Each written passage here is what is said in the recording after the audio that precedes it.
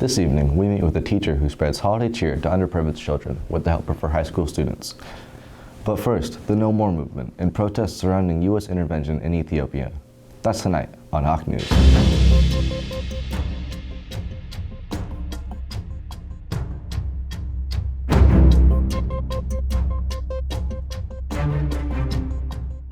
Welcome to Hawk News. Today is December 10th, 2021. My name is Damien.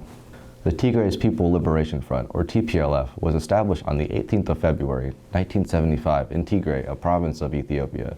Over the course of 16 years, the armed rebel group has grown from over a dozen men to one of the most powerful armed movements in Ethiopia. The previous government was overthrown by the TPLF and a new one was established in 1991 that ruled Ethiopia until it was ousted from power in 2018. In January of last year, the TPLF's registration as a party was terminated by the National Election Board of Ethiopia, and it was designated a terrorist organization in May. The United States government has imposed sanctions on the ruling party of Ethiopia and the Eritrean military, who is allied with the government of Ethiopia. Let's go to Dominick at the Capitol, where a group of protesters have gathered to protest U.S. intervention in Ethiopia. Thanks, Damien. On this sunny day, I am at the capital of Texas, where a group has come to protest U.S. involvement in African nations, namely Ethiopia. I guess a good question to start out with first is why are you here? We are here to voice our opposition toward the United States government, the Biden administration, policies toward our country, Ethiopia. The Western world, the so ideal democracy world, is supporting the terrorist group. So we are opposing that. We are saying no more interventions. We are expecting the U.S. government, the Biden administration, to side to democracy than ethnic extremist terrorist groups. We want to sound our opposition to the Texas governor and voice our concerns toward the U.S. state foreign policies. I'm here living in the U.S. I expect more from U.S. because U.S. is like the longest standing democracy or something. It is not representing what is on the ground, what's the truth in Ethiopia. Thank you. And then is there anything else that you would like to add? One thing I want to say is Ethiopia is a country with like 3,000 of years of history. Like it's long standing as a state. So I'll invite anybody who sees this to do more researches about Ethiopia, go to the real ground truth of the story, and let's stop the interventions and the disinformation and give a chance for Ethiopian democracy. And thank you so much. Thank you. Back to you, Damien.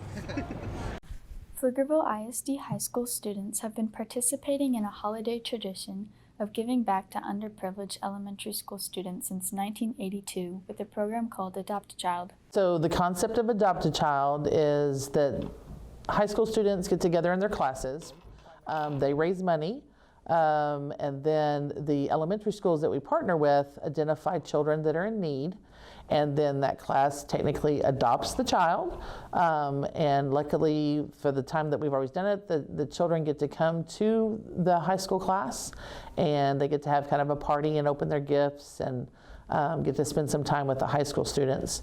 And so this is a program to try to get teenagers to kind of actually see the benefits of when they do give to others and hopefully continue that as they go into adulthood.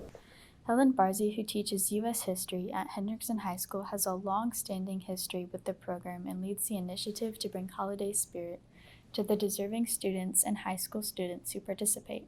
So it's, you may not know exactly how it impacts the adoptees, but you hope that for that moment in time, it gives them some ease of what maybe, bad things that they're going through, and then possibly, and I know I've gotten emails from parents of the children saying, if this had not been it, our children would not have had any type of, Christmas, and thank you so much for the generosity that the school did. For almost 40 years, this event has been held in Pflugerville schools. Starting at Pflugerville High, Adopt a Child has now spread to all high schools in the district and came to Hendrickson High School when it opened in 2003. My parents moved to Pflugerville in 1981. My dad was the principal of Pflugerville High School, and my mom was a teacher. So they went to the National Student Council convention, and this was a program that was introduced. Then they brought it to Pflugerville. So the first adopted child was in 1982. So I guess next year will be the 40th year that in the district this program has been